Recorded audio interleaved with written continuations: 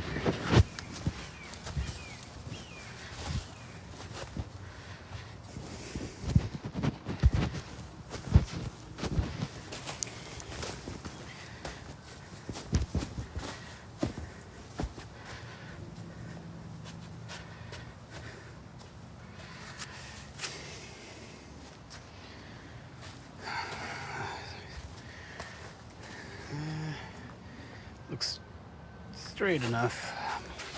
Bend it slightly this way.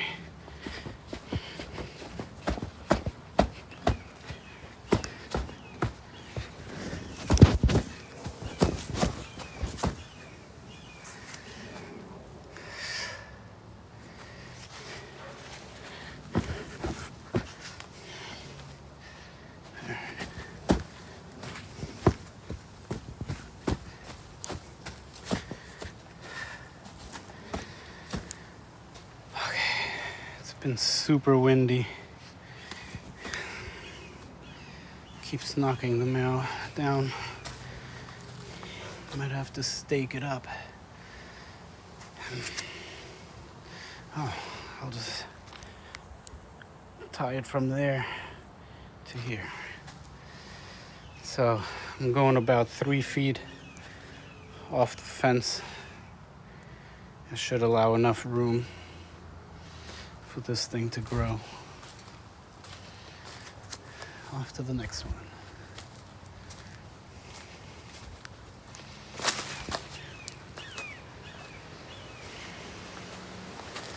Let's do this one here, since it's already on the ground.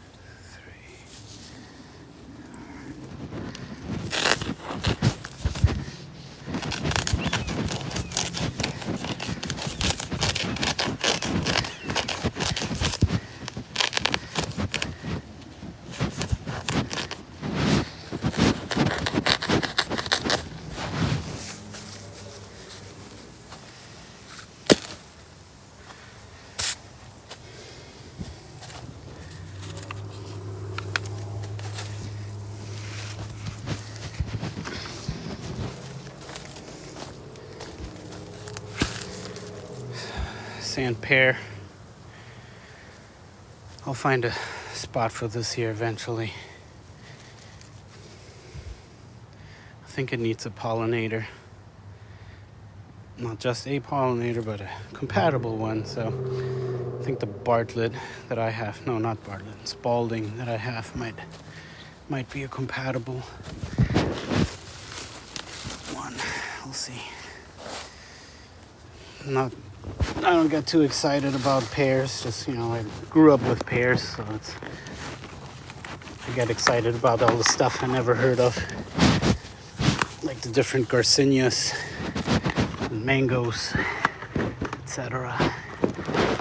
So, finding some real estate to put the pear in. So,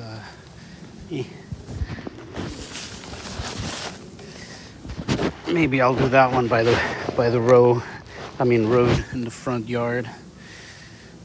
Don't care if I share with passerbys, with foot traffic. Okay, yep, let's put that hole in there.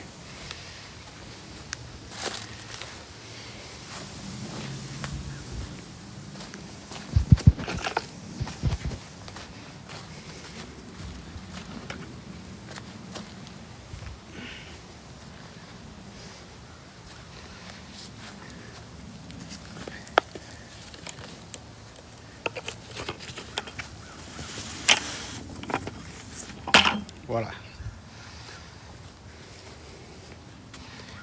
Something like that.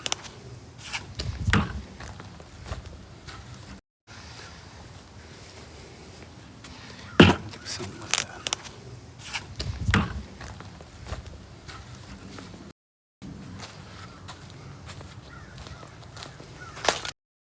Crunch.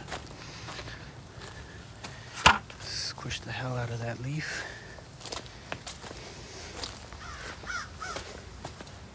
Let's try that again.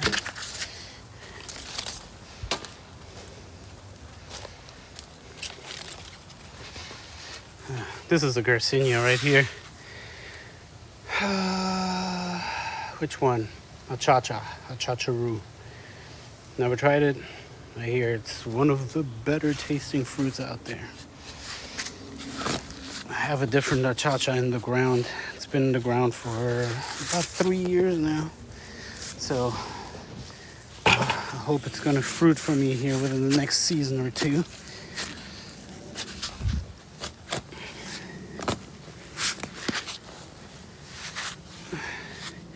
This ground, you might think, it should be easy to dig in because it's all just sand. But it has so many roots from all the big oaks and cherry laurels around here. Sometimes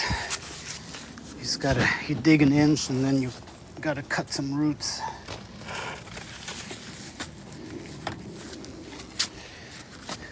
Right there, it's chock full with roots.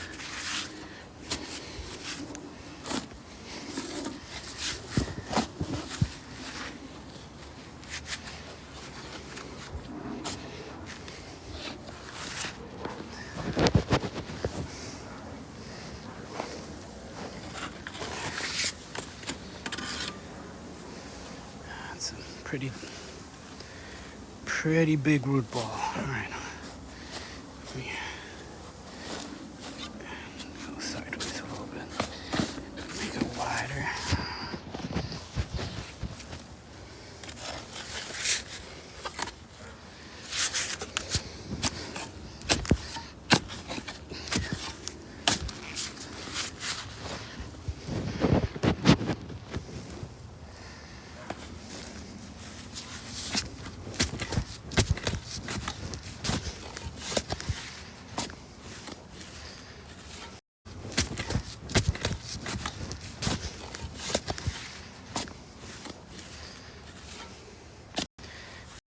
Bucket again. Oof. Garden fit, baby. Garden fit. Who needs a gym when you got a jungle to maintain?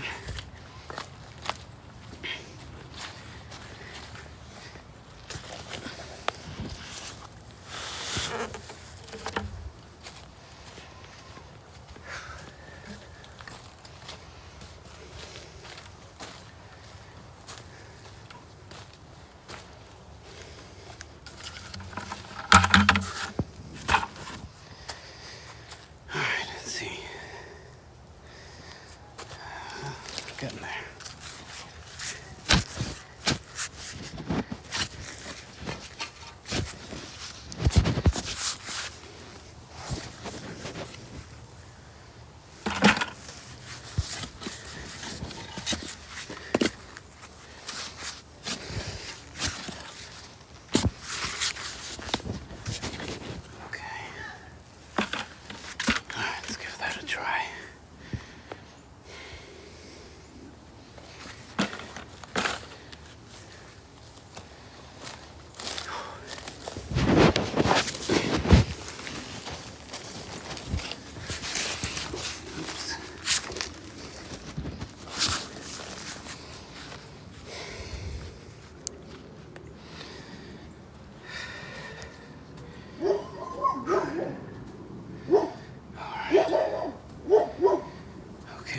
should work out. Oh no, I think I might have dumped a little bit too much soil. Gotta have to backfill this.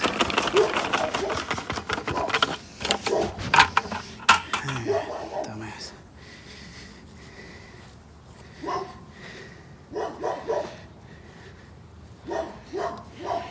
Shit. Alright, so leave some of this dirt.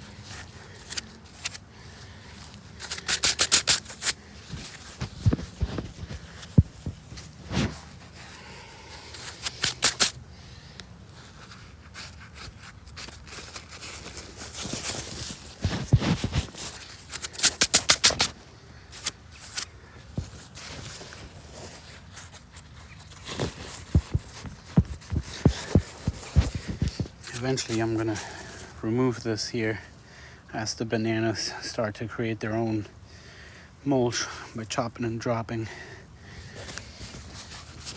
But right now it needs to be there because otherwise the weeds will just overtake absolutely everything.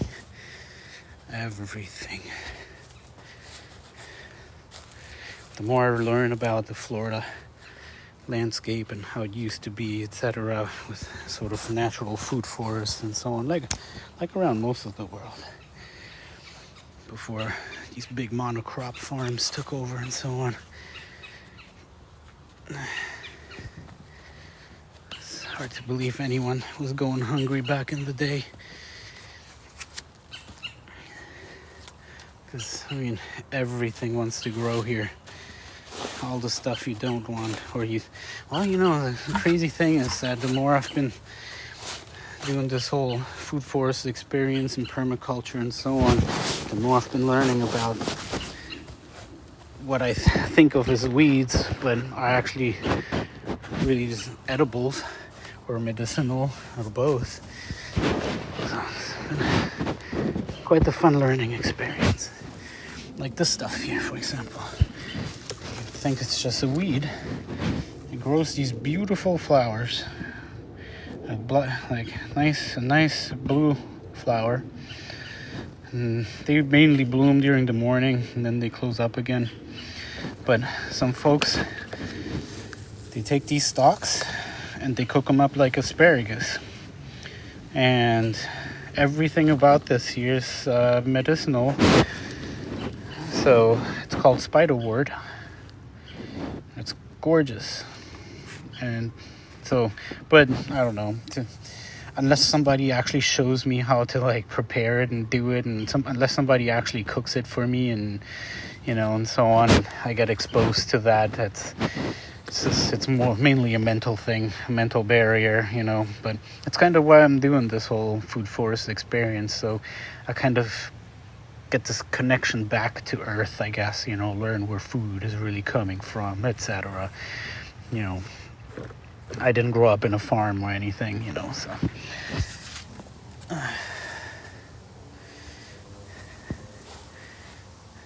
Alright, that's in the ground.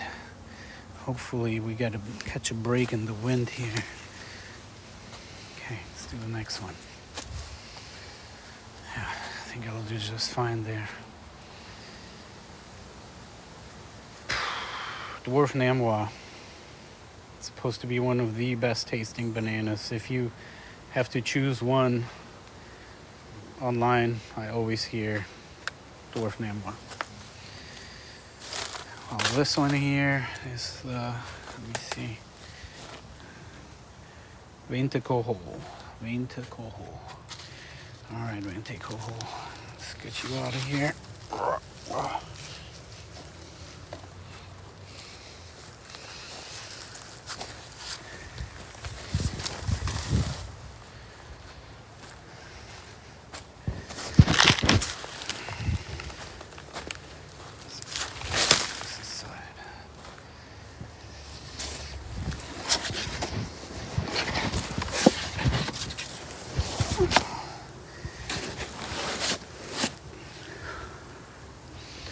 got some other plants that are ready to be up potted, like the green giant jujube or jujube, however you want to pronounce it.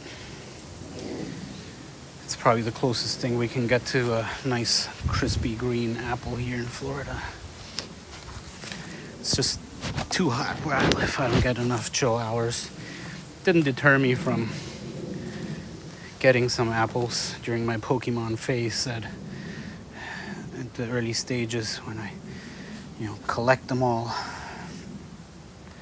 ask questions later kind of thing. So I have the Anna apple, the Golden Dorset, the Tropic Sweet. Those are low chill hour apples. Haven't seen any fruit yet. They've been in the ground for just over a year. So I'll give them time.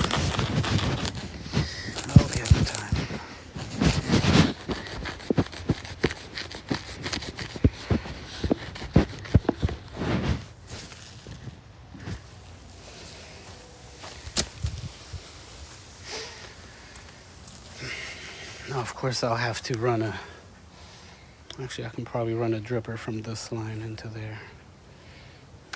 We'll see. I'll worry about hooking up the water to these later. It's been raining every day, all day at the moment.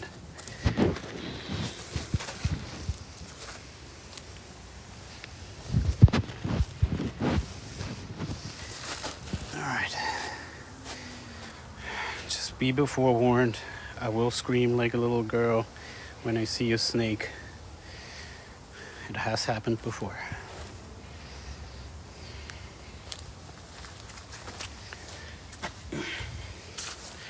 It was a rat snake. Took me by surprise though. So they're not poisonous. Wait, one, two, three, there we go. So it's those and the king snake. Like it's a pitch black snake. They're all welcome here because they keep the pests under control. And what's actually really cool about the king snake or the black racer, they eat the poisonous snakes like the rattlesnake or the coral snake or the moccasin, the water moccasin, etc. Florida certainly has plenty of poisonous snakes. But so I don't shoo them away. I don't put any snake deterrent or poison out at all because I don't want to. I don't put any snake deterrent or poison out at all because I don't want to affect or drive away the king snake.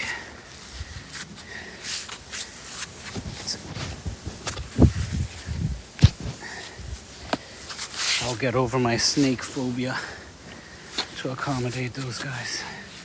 All right, this one doesn't have too crazy of a root ball yet.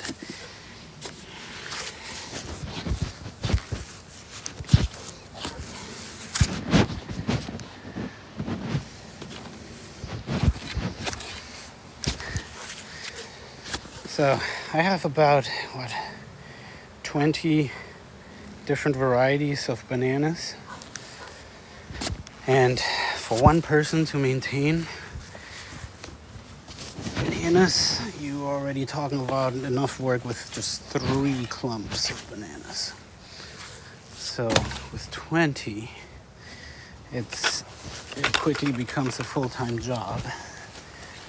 But when I get there, I will start thinning them out until it becomes manageable again. So we live and we learn.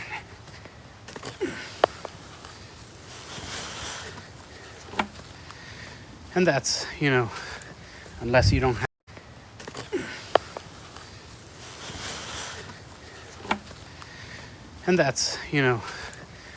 don't have to worry about the space it takes up or the bananas take up. Ah, dang it, I dumped the damn soil again. Have to remember to keep some in the bucket to backfill. He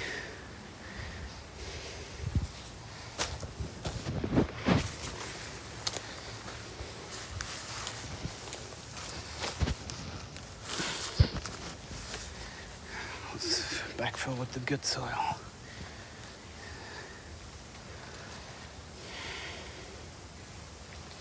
Come on.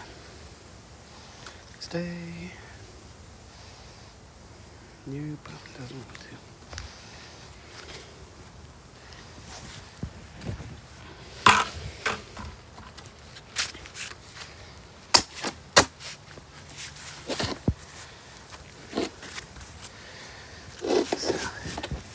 Yeah, it's tough to find time to do this kind of thing when you know, A, have a family, B, a full-time job already.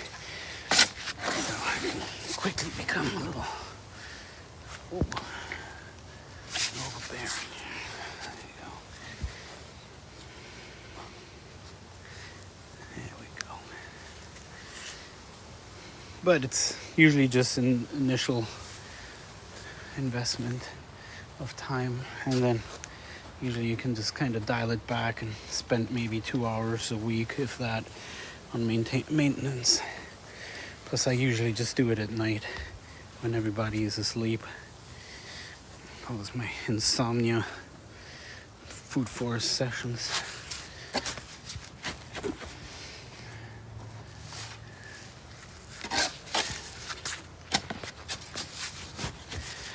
Yeah, something relaxing about being out and about at night and in the middle of the jungle here, as I call it, urban jungle.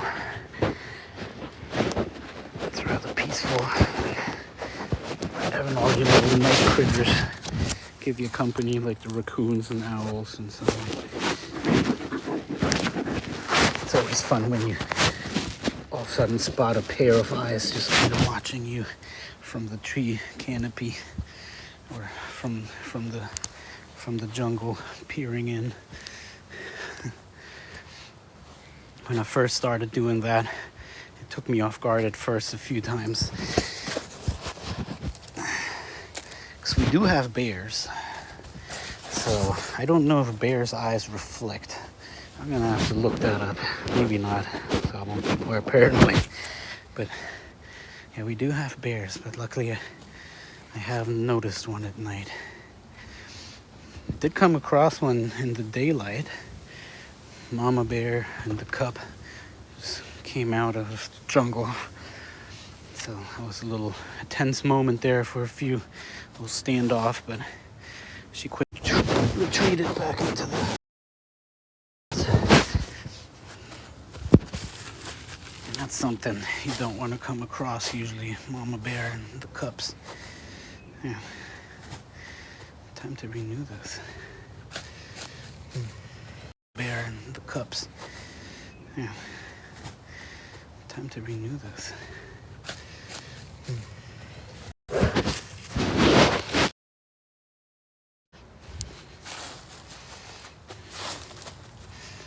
Yeah, it's all shredded up.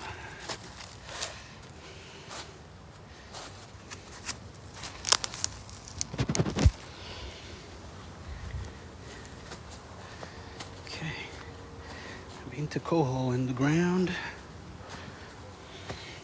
So this one is a short cycle banana. It really fruits really fast. In less than 12 months, you can get a rack of bananas on this. So folks that live in sort of colder climates, they grow the bait into coal hole, because by the time the annual freeze kicks in, it'll already have thrown a rack, usually. And this one is the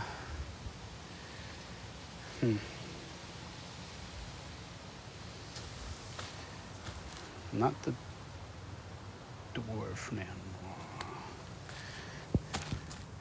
Actually, this is the dwarf banana. Which one is this? I thought this was the dwarf banana. Oh, this was the dwarf Orinoco. All right, dwarf Orinoco, Venta hole. This is the dwarf Nema. gets a really, really thick trunk. So this here should be getting ready to throw a rack here very soon. But we'll see. So we're gonna start getting cold weather in 3 months, about 4 months. So, and then so once it throws a rack, then it takes like 6 months to ripen. So that's what happened to me last year. I threw a rack throughout the winter, and it was yeah, the rack, needless to say, didn't fully develop, so bad timing. We'll see here. If that happens again, I'm not really sure what to do. Yeah, I don't know. Hopefully, eventually a pup will sort of sucker up during good timing. I don't know. We'll see. We'll see. Dwarf Orinoco is sprouted for me during some optimal times, as well as the ice cream, as well as the double Namois. But so far, I have to say the ice cream banana was the best tasting one. Next time with the Dwarf Orinoco, instead of letting it ripen up to become a dessert banana, I'm gonna harvest it green and cook it. Make something like mofongo or tostones or something like that. Ooh, this is a freaking heavy. This is a heavy banana, holy crap. This here is the Dwarf Puerto Rican plantain. It's a big boy. Oh, by big boy I mean it's heavy. Especially after all this rain, and the cool part is in no time, and they get rooted in so fast. So oh man, all right, that's a big old root clump.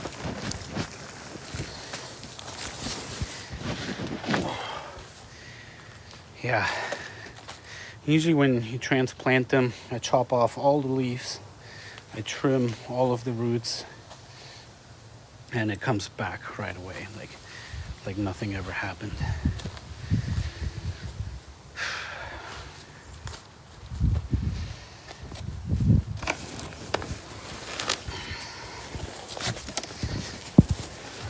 So I understand growing bananas in pots if you live in colder climates and you have to protect them throughout the winter. And at that point, you're also not going to have 20 varieties, because from what I've learned here lately is that growing bananas in pots is just exponentially more work than maintaining them in the ground. And the work in the ground comes with having limited real estate, and then basically having to keep the clump size under control. So you have the banana, and a new sucker will sprout up on the side, and another one, and another one. So the clump keeps expanding more and more. But unlike a clumping bamboo, it will just keep going and going. So it'll take over your yard. So unless you don't care, you have to maintain it. And to do that, you cannot just chop the banana down and leave it at that. Nope. You have to actually dig in and then shear or split that rhizome off from the mother clump. So that's where the big maintenance comes in. All right, what's this? This is Azadi pomegranate. Leave this here for a moment. Right next to the miracle fruit. If you've never tasted one of these, do it. This will turn everything you eat into sweet. Everything sour will taste sweet, so you can just bite into a lemon and it will taste like the best lemonade you've ever had.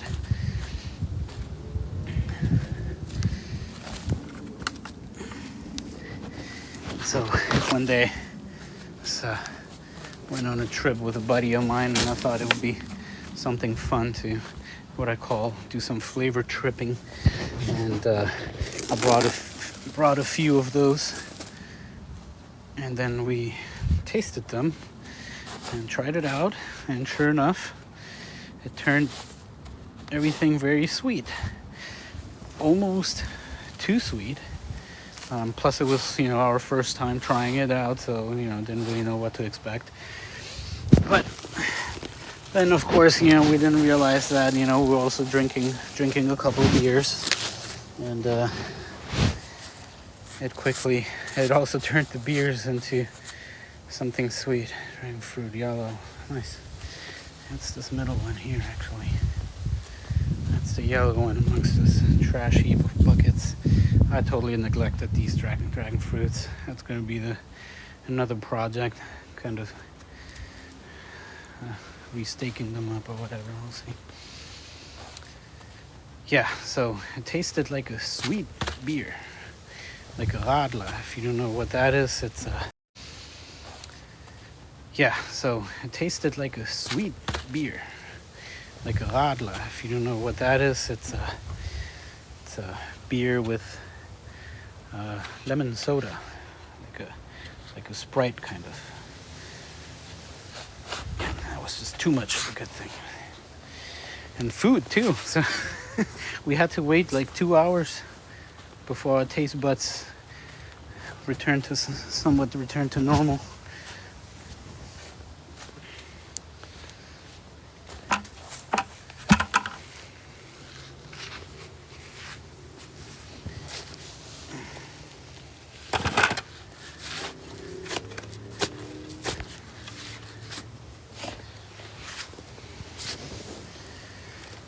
So the only banana that I have two bananas that are very very tropical, cold intolerant, and even here in zone 9B, almost 10A in Florida, Central Florida, it's the dwarf Puerto Rican. It just gets too cold for the dwarf Puerto Rican, and I've already lost two before, so I'm trying this one again, but this time. But what I do is I just pot up a couple of pups, take them inside, and if the one that I have in the ground dies, I'll just plant the pup. So this one luckily survived last winter, no problem. But I don't think I'm gonna see a rack this year. Like I said, it's cold temps are getting here again around 3 to 4 months.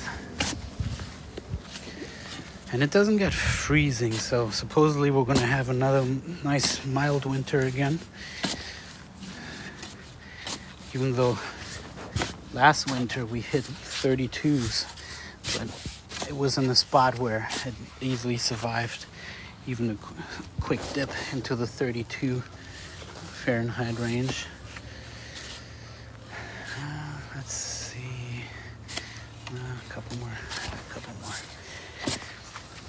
But I did end up losing a cashew. Well, it died way back down to sort of the roots, and then it sprouted anew. I lost the soursop, so the soursop, you can't really, if it dips into the low 50s, high 40s, unless it's a really well-established tree, and even then. But I lost mine. I also lost a Rollinia. It's a type of Annona, or another type, because the soursop is an Annona as well. Okay, let's see, I think that's should accommodate. Let's see if I can shave some of that off.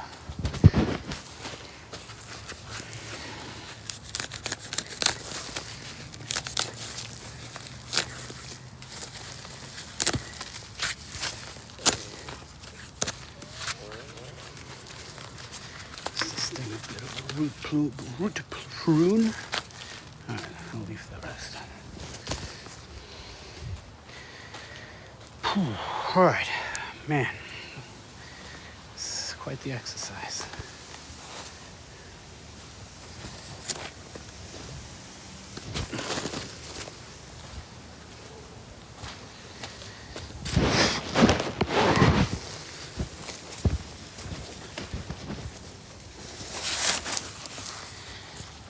she goes. There we go. Et voila. So, da steht sie.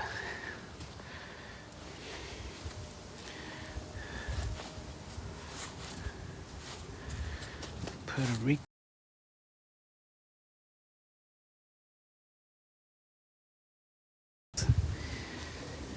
Don't know though, never grew it, but I've bought plantains in the store before, and there's some really big bananas.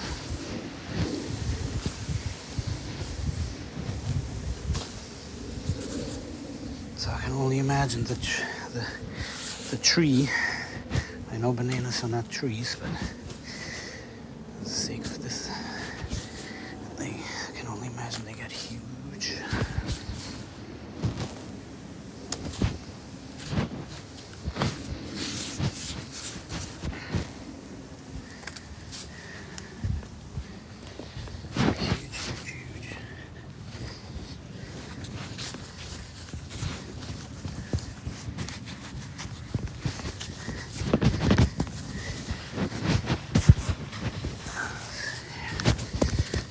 So,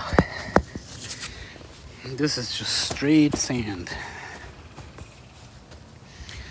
And it doesn't seem to bug them, as long as they get plenty of water.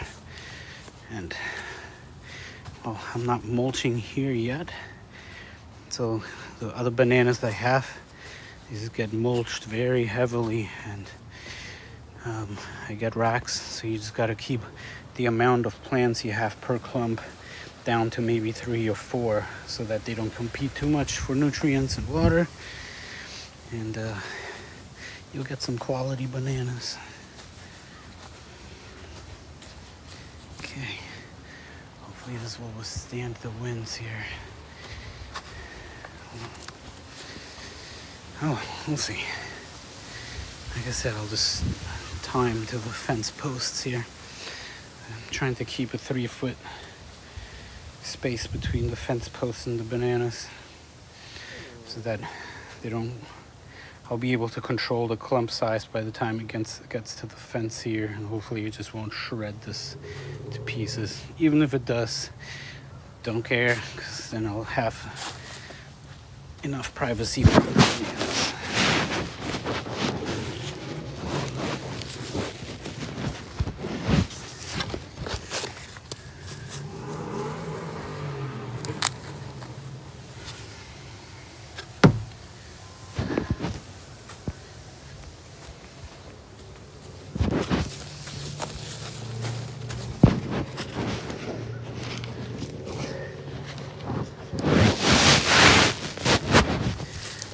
The only drawback on this wheat cloth. It's like no matter which wheat cloth you use, stuff will find its way and root in it. So it's a never-ending chore. But I found that once the banana leaves and everything, all the chop and drop starts covering everything, the wheat penetration is pretty much non-existent. Good thing is these are so fast growing, it'll start creating a bunch of mulch here in no time. All right, here we go. Another one in the ground. 2, 3, 4. I've got one more here. So, dwarf Puerto Rican plantain. All right, let's dump the soil.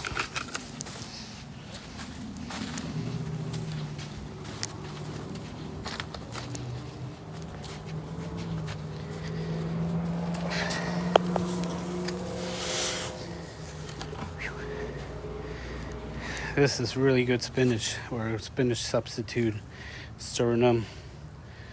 It's a little bit slimy.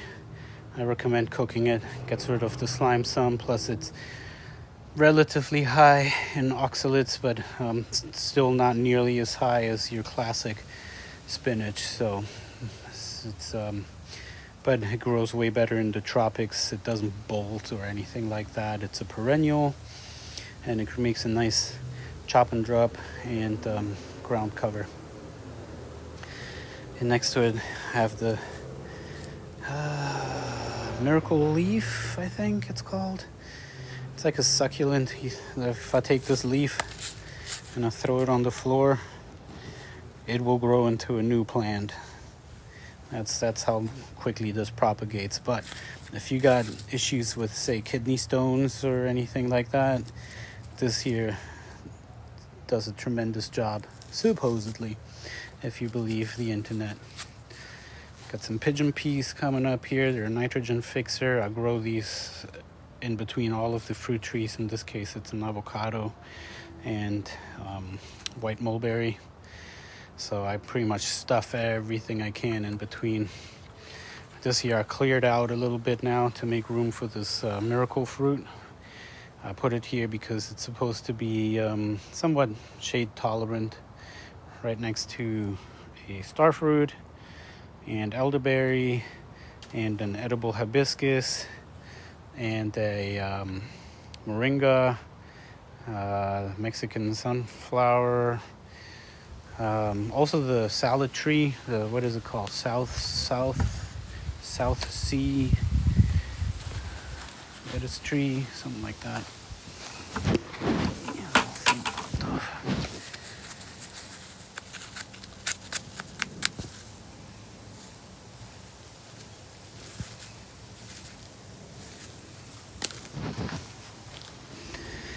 Yeah, I'm a big fan of that South Sea salad tree. I don't use it nearly as much as I should, but it makes some really big leaves, like huge leaves, and you can make like lettuce wraps out of them. So sometimes I'll just go walk through the food forest and gather some berries and other things and roll it up. Or if you like to eat meat, just make a classic wrap out of it. Anything you want to eat, wrap up in there. This here is the double mahoy. What you call me? Double mahoy. This is a dwarf. All these are dwarfs. So by dwarf I mean they grow between up to 10 feet. Anything less than 10 feet. So some of these only grow like 5 feet, or 8 feet. But anything that's less than 10 feet is considered a dwarf. So that's what I'm putting along here, along this fence here. So this double mahoy stays very, very small. I was actually surprised at how small it stays. Oh my, this is heavy. Yikes. Come on. Man.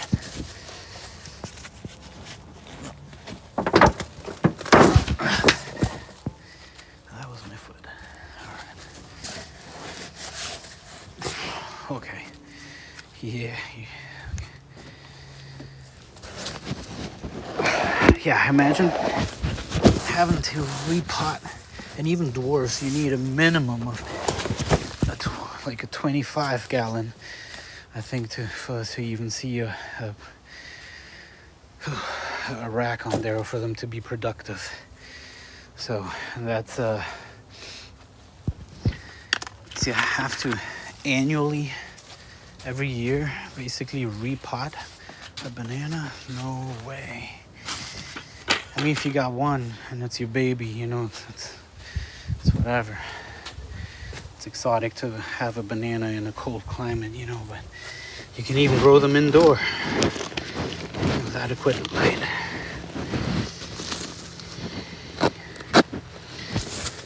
Even indoors, but if you don't have to, why go through the hassle? All right, let's split that. See here, 1, 2, 3, and 4. I'm gonna split it from there.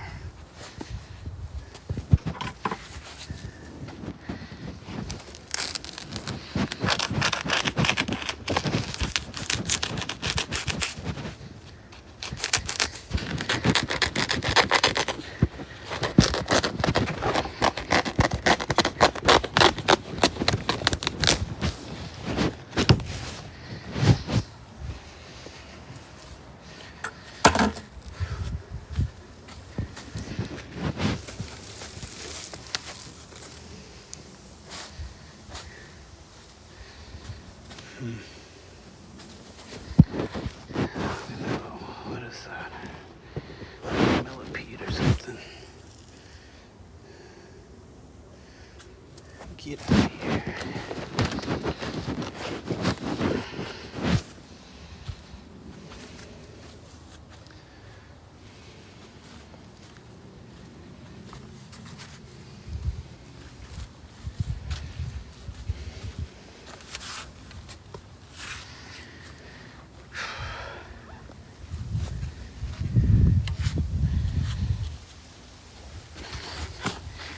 Yeah. Okay. Man, the amount of bugs you see when digging up banana clumps, it's nothing for the faint-hearted. Probably saw the biggest wolf spiders. And what I didn't know is that wolf spiders' eyes, they reflect at night. When you shine on them with your LED flashlight, it's like cat's eyes. And then, so you look across sort of the floor, and you got all these little things sparkling back at you. And it's like every single one of those is, is a spider that whose attention you caught, looking at you. It's fun. They get pretty big, those wolf spiders, pretty darn big. But then I've had like a moment of Nat Geographic here, where you have the tarantula hawk chase down a wolf spider and they have a standoff, and they fight. They fight it out until the tarantula hawk tranquilizes it and paralyzes it, or not just tranquilize, but paralyzes it, and then it will sting it again to inject the little eggs, and then once the spider starts to come back to itself and gain its senses, it flies off. So at that point I just put the wolf spider out of its misery. Nature can be brutal. I swear, all these horror movies get an inspiration from nature. Like the first thing that came to mind is Aliens. How then because once the larva, I guess, once the eggs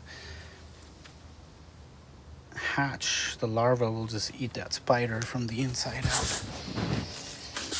Not a good way to go. So that's why I like to see the wolf spiders in the garden, because they take care of a lot of bugs.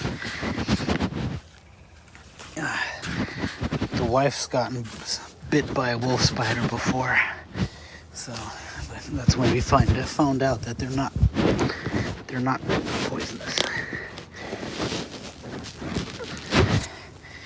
And no, she didn't get any spidey senses, unfortunately. Well, maybe she's become more tolerant of my crap.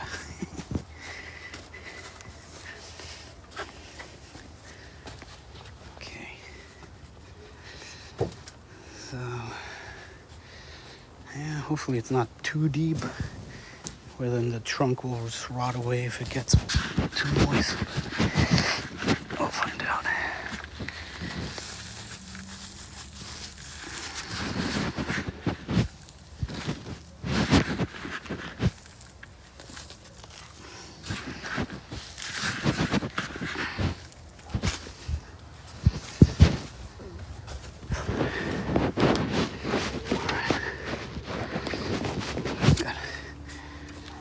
One more banana to go, actually 3, and then finally the banana chapter is complete here. I can move on to some other things here. Okay.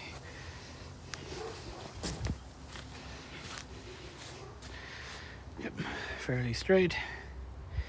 Double Namois, no. Okay. Double Mahoy, because unlike all bananas, they only sprout 1 rack. This one sprouts 2 racks. That's why double Mahoy. But for that to happen, you need to feed it a lot of goodness. And it sprouted for me once, but only a single rack. But I don't really feed these. I put them on a small little water dripper, 2 gallons an hour kind of thing, and that's about it.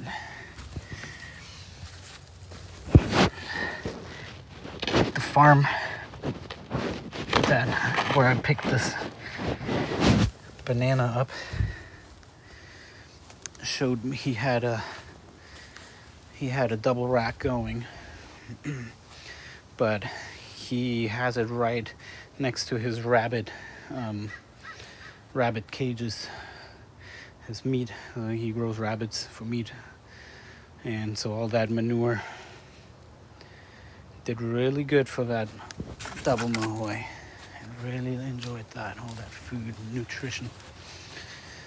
Good stuff. All right, put those in place.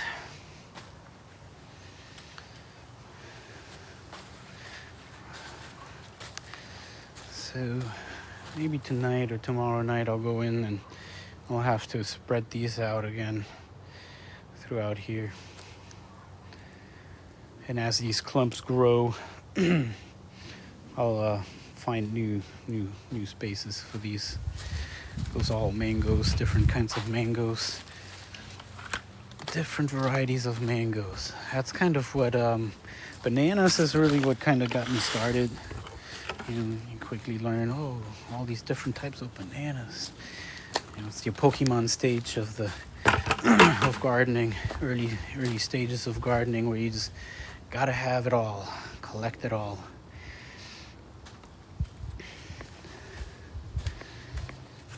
And then I quickly learned about, what do you mean there's different types of mangoes, not just the one I get in the store that's usually unripe and tarred.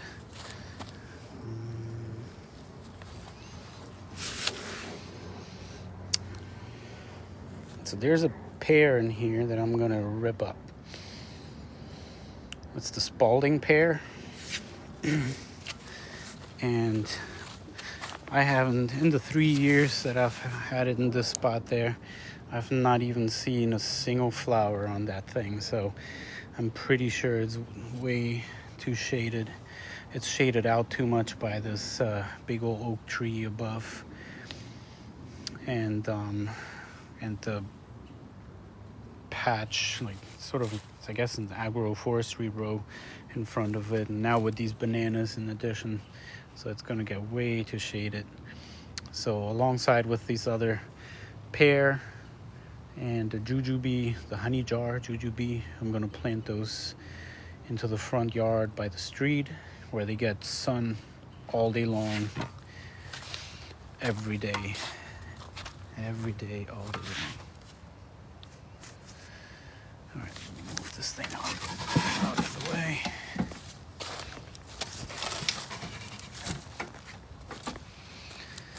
I had to tear in this. There was a banana.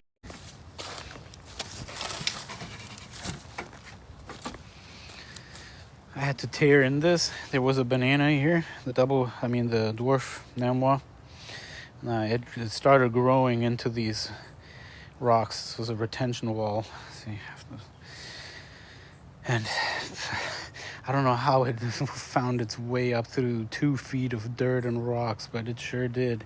So that'll tell you something about the toughness of these banana plants. So I had to rip it out, take this apart, and rip out that pup that grew there. So one of these days I'll build it back up and backfill it. But that's not the fun stuff. I just want to plant things and rip things up. This year I love this stuff. This is called palm grass, of which the flowers, I believe, are edible. So it makes a great ground cover too. All right. So this thing's been in there for now almost 3 years, so I imagine it's really well rooted. Luckily, it's just small. It hasn't grown much at all, so it shouldn't get too much of a transplant shock when I rip these roots No way, look at this. One shovel in, done. I can probably rip it out already. No way. Huh. Yeah, this guy was not getting enough sun. With this amount of time in there, it should have been twice the size already, and the roots really well spread. And they supposedly, pears supposedly get a real nice taproot as well, but I don't see any of that. Seems to be somewhat root bound. Look at that. It started growing in a circle in itself. That might be a good thing that I'm trimming these. Give it a chance to grow right. Look at that. Turning in on itself.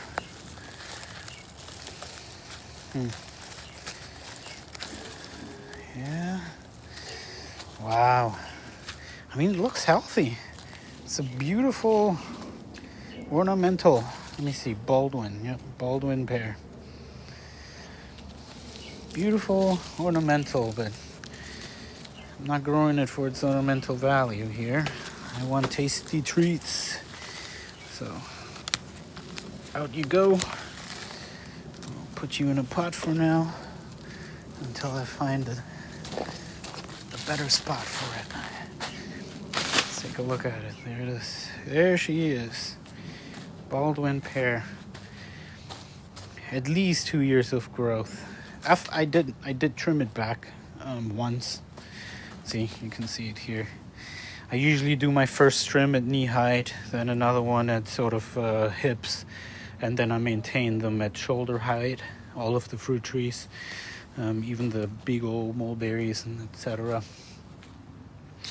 Because you want to create sort of these, I always forget the word, scaffolds, right? So you create your first scaffold by the knee, the second scaffold by the hip, and then you maintain them at shoulder. So I usually let them grow. Once they reach shoulder height, I'll let them grow as tall as they want, and I trim for size during the summer, and then trim again for shape in the winter. Yep. Which I haven't done my summer trimming, and it's pretty much past summer. Let's use one of these. That's fine. With most trees, I can kind of get away with it. But the mulberries, I have to trim at least 2 times a year. At least. I can trim them even 3 times a year. They're such fast and vigorous growers. Shovel.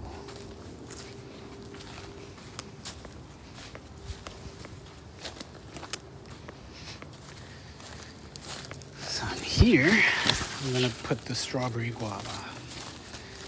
We'll see how that one does.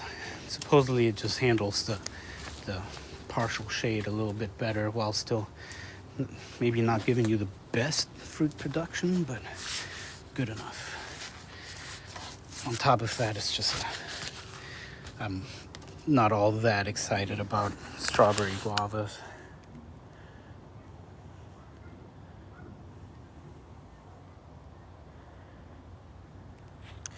That one and the lemon guava is kind of like, it's more of a novelty for me. Nice to have. But I'm not going to be drinking or eating them by the handfuls.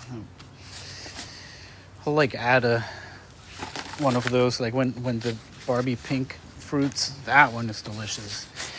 The Barbie pink or the Ruby Supreme, is it? Those are delicious. So I'll make a smoothie out of those, because I'm not a big fan of the seeds that guavas have. It's just too many, too tough. So I'll just blend them up and put them through a strainer. And man, some nice freshly pureed guava on top of a pancake or a waffle is just super delicious. Or a smoothie. Unbelievably delicious. Okay.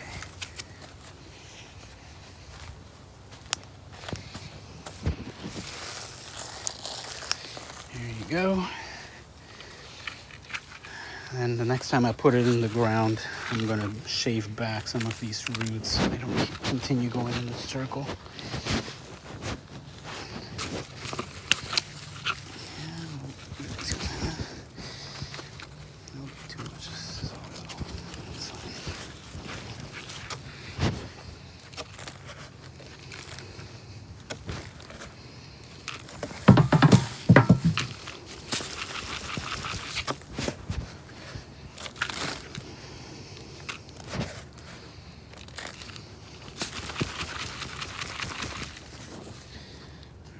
Stand.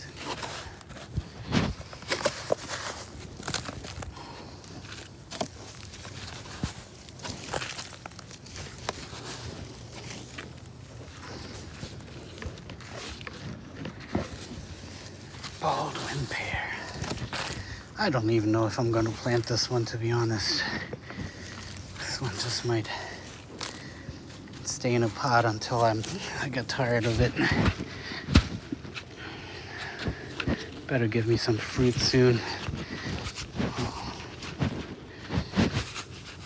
Maybe I shocked it now. That'll give me that kind of, it's like, oh no, I'm dying, let me reproduce kind of fruiting. It's fine by me. Give me some fruit. Don't get me wrong, I like pear, but I'm not gonna go out of my way to grow them. Once you get at the store, just good enough, I guess, for me. Okay. So, we keep the dirt away from the trunk so it doesn't get moldy. Just until you sort of start feeling those feeder roots. Let's put this one aside for now.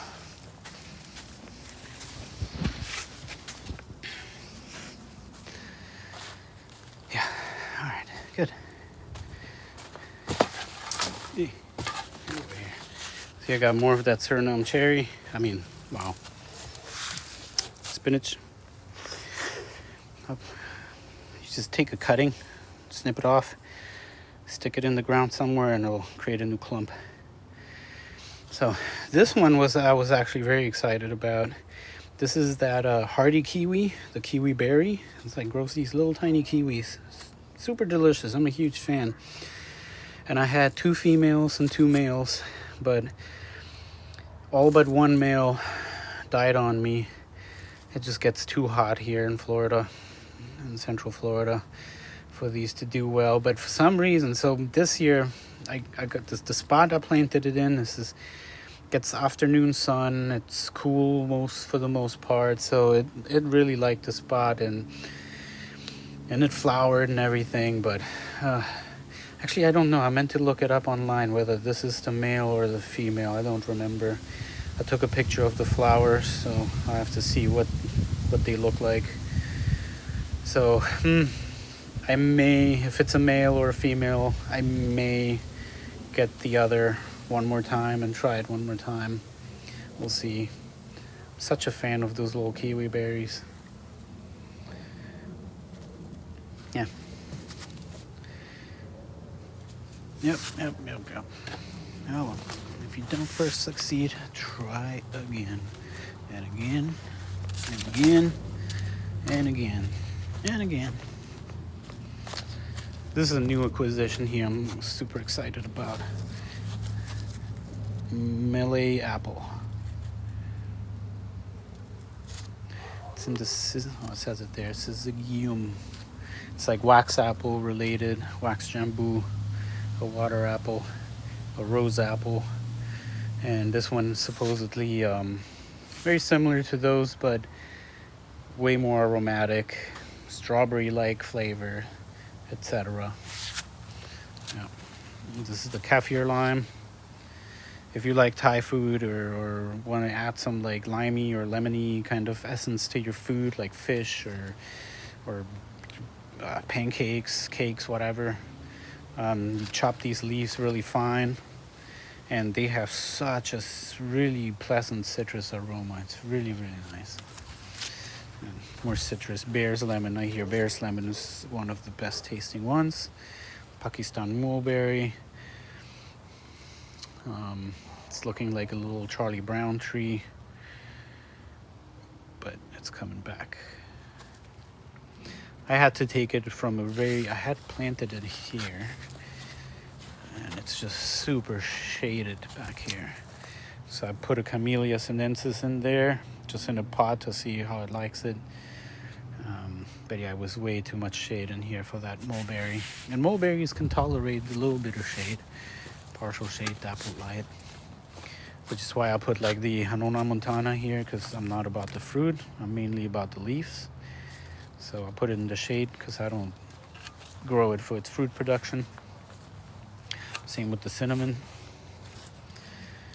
I grow it for the bark. And the allspice, I grow it for its leaves. So that kind of stuff I put in the shade. Dapple light. Ice. I grow it for its leaves. So that kind of stuff I put in the shade. Dapple light. All right. So now that we've freed this guy up here, I could leave it here, but I'm gonna basically now that I planted those bananas there, I need more space to put the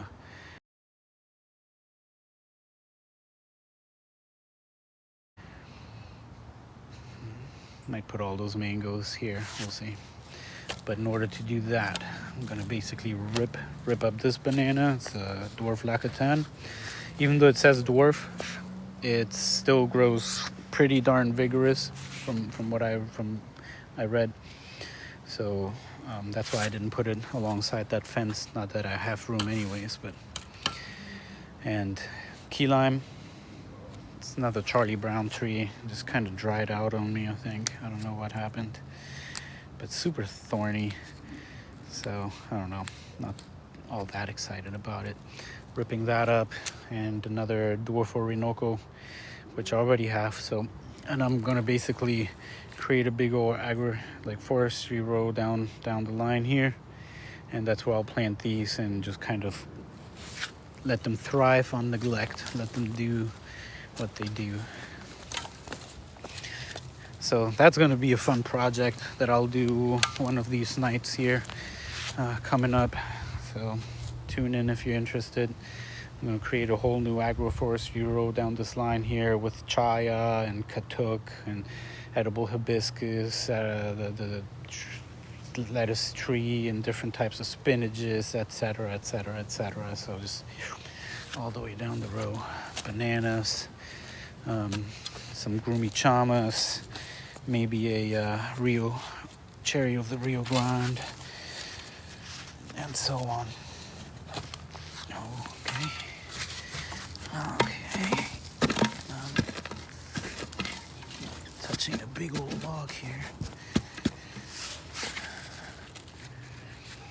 So this one, I don't think this one will get too much of a transplant shock. It's taken well here, but it's not like huge. So yeah. Fern growing everywhere. I don't mind fern. Plus it dies back in the winter time. Now it's suckering out here.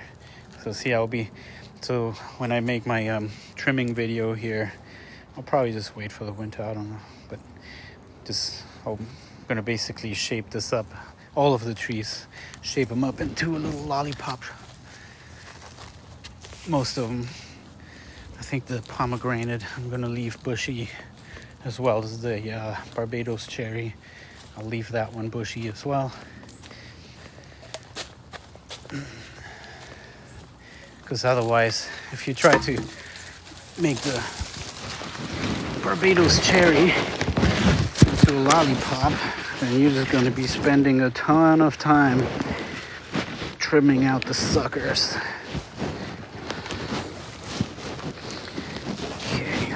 This will like it here.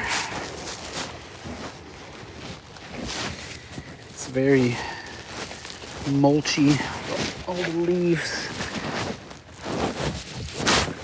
and nicely covered, shaded, so the soil doesn't like dry out bad or anything.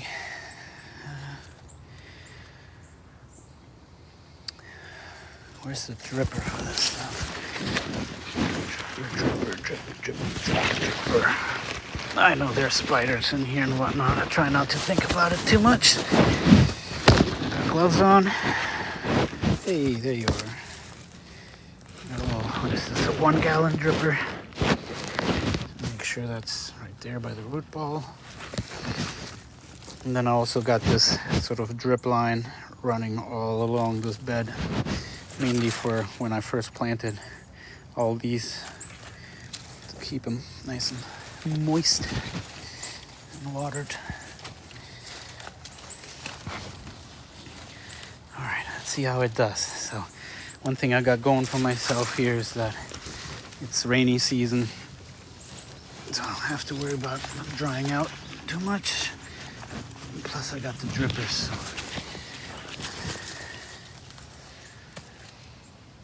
Voila. There goes the strawberry guava. Okay, I'm trying not to OCD too much. It's in, it's in, it's in. Jesus. Okay. Let me hook that dripper up there. Okay. All right, hopefully it won't get too much of a transplant shock and die back or lose all its leaves.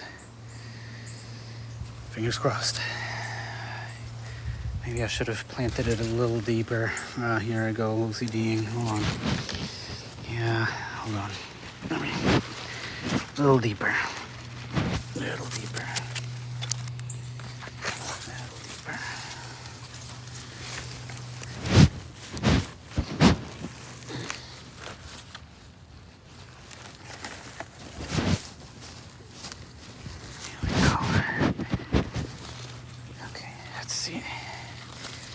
So maybe I can get sort of this, the trunk somewhat flush.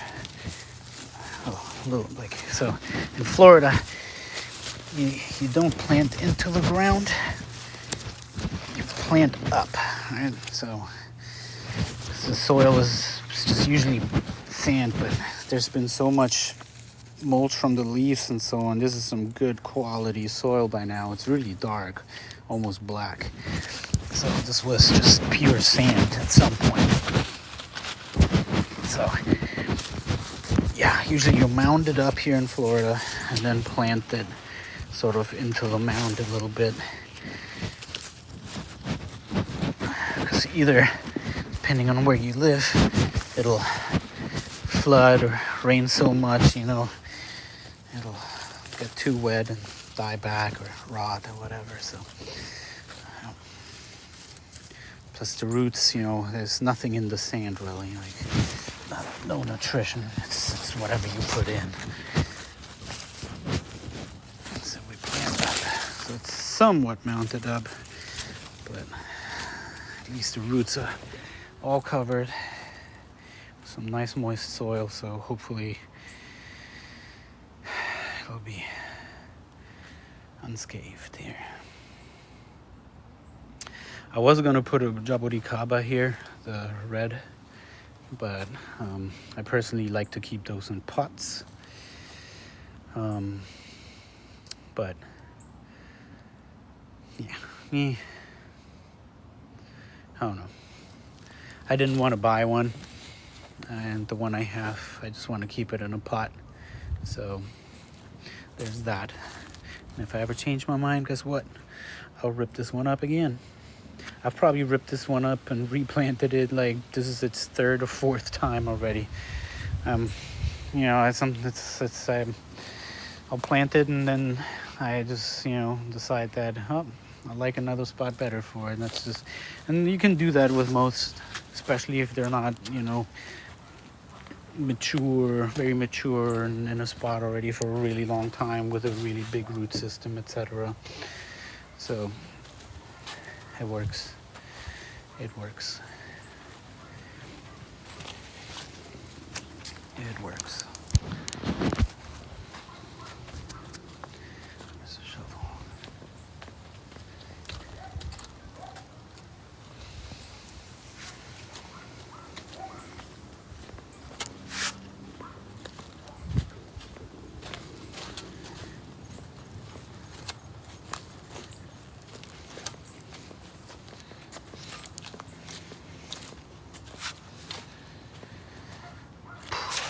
So I got the Kandarian banana left that I still need to plant, and that sucker gets huge, huge, huge, huge, huge. I mean 20 feet plus, you know, easily.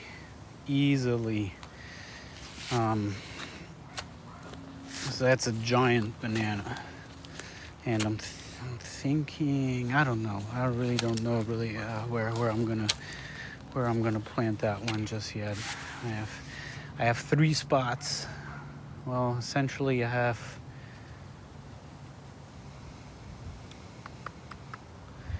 yeah, 3 possible spots up front, and maybe as part of this system here, like instead of this one or that one. Well, no, because the thing about these Kandarians are, because they get so huge, they also create a gigantic clump if you let them, you know, at least like 10-20 feet around, you know. Eventually they're just a beast of a banana.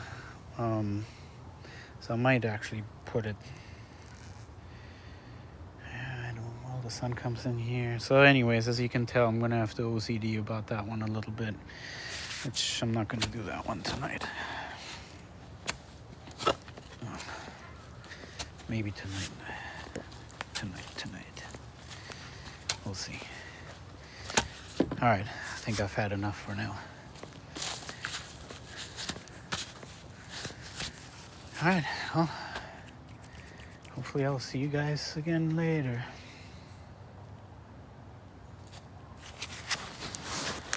Tune in for more food forest fun.